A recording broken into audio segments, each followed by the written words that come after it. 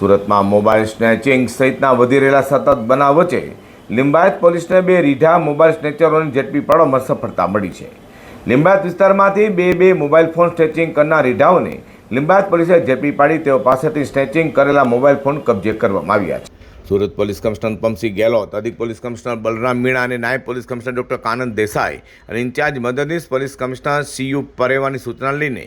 Limbayat PI D D Chauhan, second PI D B ચાવોડની team PSI KP Jadeja અને PSI JG ચારણ સાથે પેટ્રોલિંગમાં હતી. તરના હેડ કોન્સ્ટેબલ શૈલેષસિંહ કાળાભાઈ તથા નામ હેડ કોન્સ્ટેબલ અનિલકુમાર અમરસિંહભાઈને એવી બાતમી મળી હતી કે લિંબાયત પોલીસ મથક વિસ્તારમાં મોબાઈલ સ્નેચિંગ કરનાર રીઢાઓ હાલ લિંબાયત વિસ્તારમાં ફરી રહ્યા છે. જે માહિતીના આધારે લિંબાયત પોલીસે